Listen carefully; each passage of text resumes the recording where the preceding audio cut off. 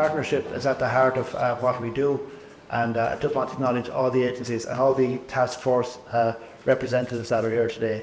Okay, thanks very much, Minister, for that, and we'd love to hear about new money, which is always very helpful. So thank you, and we look forward to engaging with you over the coming years on the development of the services, and thanks very much again for your support. We genuinely mean that. It can be very hard to get ministers sometimes to attend events due to pressure, so we really appreciate you being here, so thank you.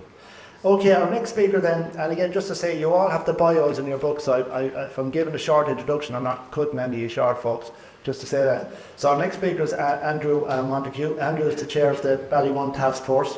He's a former Lord Mayor of Dublin, and he's speaking on behalf of the chairs of the task force, and will give a background to the conference. So thanks very much, Andrew.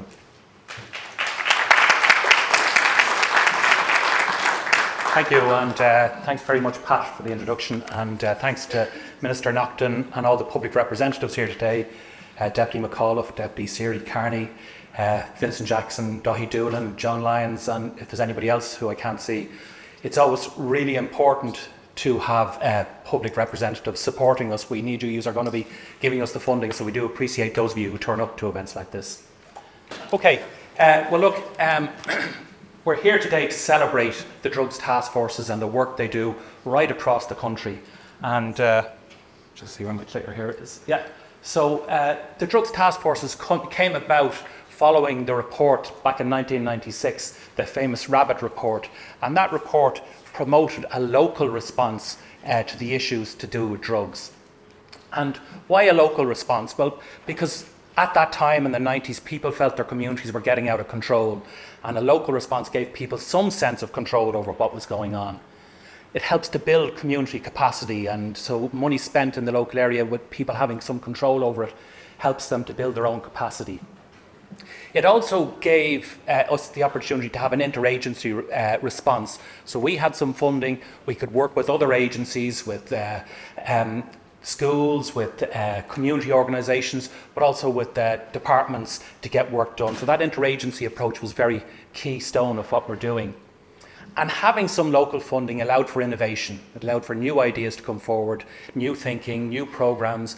And as we learned more about things like trauma, we were able to do work around trauma-informed communities and early interventions with children and families. So this is a slide that I borrowed from the HRB presentation to the Citizens' Assembly. And in it we can see that drug use affects communities right across the country, very similar in whether it's affluent communities or whether it's disadvantaged communities. The amount of people using drugs, drug use is very similar. So there is the most deprived community and the most affluent community. The amount of drug use is almost identical. You wouldn't think that, the narrative would be that drug use is exclusive to poorer communities, but drug use is right across society.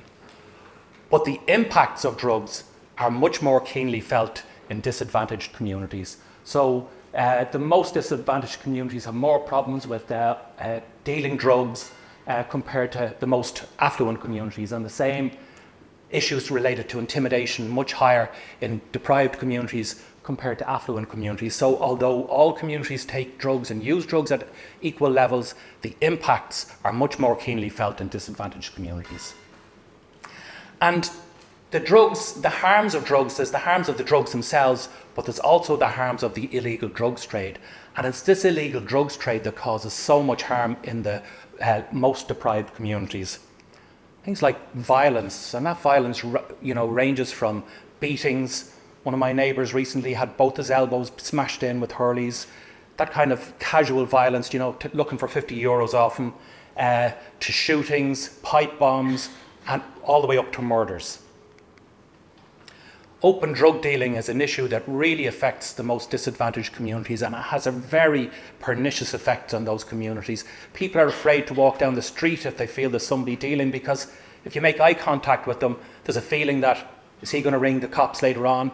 I hope he didn't see me. So people change how they're going. They might change the timing of their work. If they go to the shops, they might take a different route. They don't want to see open drug dealing, but it's there at their doorstep and there's not much they can do about it. The grooming of children into the drugs trade is a huge problem. Children from 10 years old up are being constantly drawn into the drugs trade. Why is that? because they aren't going to be punished. There's not the same legal repercussions. People can stay immune from prosecution if they use children in the trade. So that's a direct impact of prohibition of drugs. And then there's the intimidation for money, for debts that are run up, or imaginary debts that are run up. And that's a huge issue, and we talked earlier on about the DRIVE initiative to try and tackle and deal with that. And finally, sexual exploitation is a huge issue, especially for women who are using drugs. Sometimes they're forced into prostitution, sometimes they're forced into sexual favours to repay debts. It's a huge problem and re-traumatises people all the time. This guy, Dr. Julian Tudor Hart, was a Welsh GP, and in the 1970s he came up with this idea of the inverse care law. And what's the inverse care law? But it's the idea that communities that need the highest levels of health and social care get the fewest resources. And that's something that we see very commonly. He likened health resources and social resources to champagne. It flows freely in the more affluent communities, and there's little enough of it in the poorer communities. So we have fewer GPs in our community, fewer Gardaí. In some of the most high crime Garda divisions in the country, for example, Dublin West and Dublin North have some of the highest murder rates in the country. They have some of the lowest Garda staffing levels in the country. So our Gardaí are not allocated according to need. We get fewer early childhood assessments, which are so crucial for children as they develop. Families aren't able to afford to pay privately for assessments, so the assessments just don't get done. And in some cases, families are afraid of going and seeking treatment. They're afraid of being judged. They don't want to go near the services, so they're not getting the assessments that they need. Their children are not growing up with the help that they need. So that's why we very much welcome the Sláinte Care Healthy Communities initiative.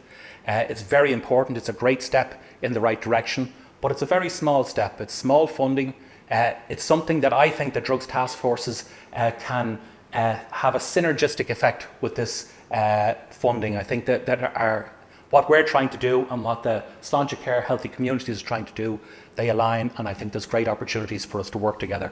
So we certainly welcome that. And finally, Minister, you talked about it yourself. We talked about drugs task force funding. And since 2010, we haven't had any increase in our core funding in what we can spend and what we can do, how we can spend our money. Anything extra that we're getting is very circumscribed. So that feeling of building up community capacity, of allowing people having some kind of control. And to be frank, a lot of our interagency work is damaged because we don't have the funding, so other agencies aren't as interested in coming to the table. They send junior people along, people who haven't got decision-making capabilities. So we've lost that impact that we used to have when we had discretionary funding. Sometimes it feels to us we're like boiled frogs. We haven't had an increase in funding since 2010, and it's like if we just stop funding you, if we leave you where you are, you'll disappear quietly and slowly and nobody will notice. And that's what it feels like to us over the last 13 years.